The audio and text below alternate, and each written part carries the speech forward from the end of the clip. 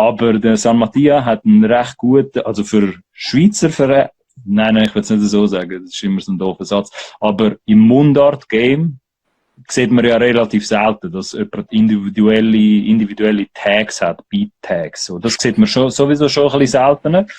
Und dann hat der San Mattia einen recht guten getroffen. Mit dem, also es ist so wie so ein Ömi, müsst ihr euch vorstellen, so eine Oma, wo halt, bring uns noch so einen, sagt. Ich sag das jetzt mal für dich, dass du das nicht musst sagen, oder?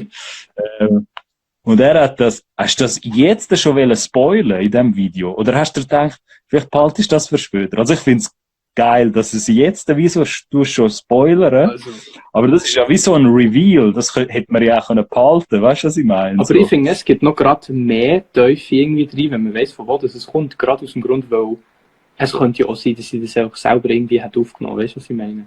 Ja, das stimmt. Eben das. Dass man auch gar nicht damit verknüpft, dass es so eigentlich ein hure affiger Scheiß ist. Und wenn du dann zeigst, von wo das kommt, dann denkt man sich dann so, wie stupid ist denn das? Aber mir findet es halt nicht irgendwie catchy oder so, und dann ist es halt lustig. Es ist halt wirklich sehr zufällig. Also es fühlt sich extrem zufällig an, wenn du die Szene so siehst. Und du denkst, von dort kommt ein Tag, wo eigentlich relativ geil tönt, wenn du dann so hörst mit irgendwelchen Hip-Hop-Beats. Also, weißt du? Also, das muss ich schon sagen. Also, ganz ehrlich. Aber es ist nicht so, ich denke auch, weil, bei den meisten ist es halt relativ langweilig, weil du halt du nimmst halt deinen Namen als Producer meistens, oder so. Oder man schickt irgendwie so einen Toast irgendwo auf Fiverr oder wie heisst es, so macht man einen Producer-Tag und irgendwie so, San Mattia, nice, bla bla bla. Und dann ist so ein Mülltag, den jeder hat. Weißt du, was ich meine?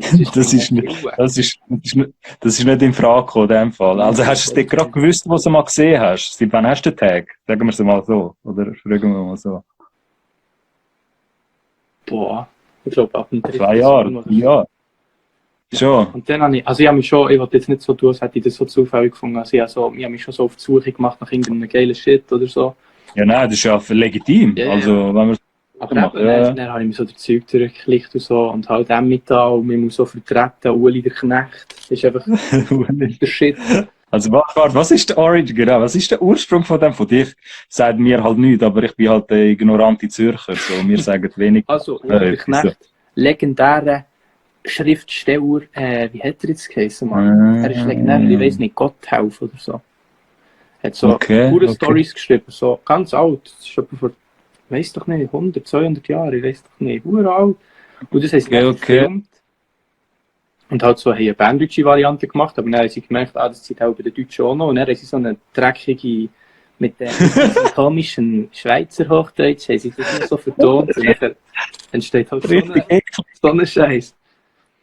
Eigentlich richtig eklig, so richtig cringe, wie so schön in der Sprache so.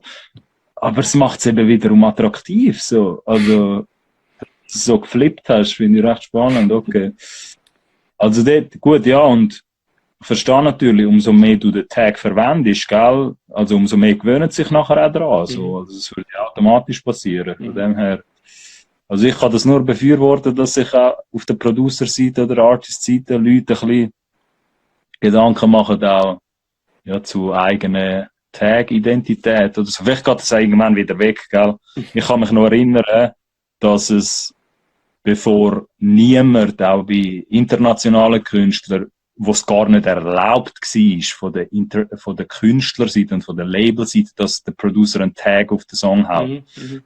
Das war mal verboten gewesen, beziehungsweise wo der Producer in der Zeit, wo so, keine Ahnung, 2010, 2011 oder so, wo all die Pop-Hits, die grösseren Pop-Hits entstanden sind mit Hip-Hop-Produzenten, haben so schon recht viele Hip-Hop-Producers versucht zu finessen und zu sagen, hey, kann ich nicht meinen Tag drauf tun? Ja. Aber, also einen Oh-Shit-Moment habe ich wirklich mal gehabt, was so ein Tag angeht, wo es den Umschwung gegeben hat, ein bisschen, ist beim, ich weiß nicht, ob du den Song kennst, von der Rihanna, Needed Me, vom DJ Mustard. Dort ist so gewesen, also ich weiß nicht, ob ich davor von der Rihanna irgendwie gehört habe, dass ein Tag auf einen Song von der, weil das ist so der Holy Grail, so, die Tags dürfen halt nicht dort drauf. Und irgendwie hat es nachher der DJ Mustard trotzdem geschafft, dass er von dem Needle Me am Anfang vor dem Drop den Tag hat. Danach denke ich so, krass, jetzt würde er für all die Pop-Acts, würde er nachher die Türen öffnen, weil nachher alle die Tags wollen haben, man, auf den Beats. Sick. Also ich verstehe es auch, es macht sie auch cooler für die Leute, so, Ja. Also, oder für Künstler, weißt du. So ein Punkt mehr, wo man sich nachher damit identifizieren irgendwie. Definitiv. Hört, Murder on a Beat, that's not nice, bla bla bla. Dann denkst du so, damn, ich kenne 1000 Lieder, die ich feiere, die genau das vor am Anfang hat und F4 mit den Tracks sowieso schon. Also nicht, dass es dir jetzt um das würde gehen. Es ist halt wirklich eine Identität, wo du halt... Ja, so ein Stempel, man. Stempel, so ein bisschen dein Distinkt sprinkeln. Ja. Die Identität drüber sprinkeln. Ja. So.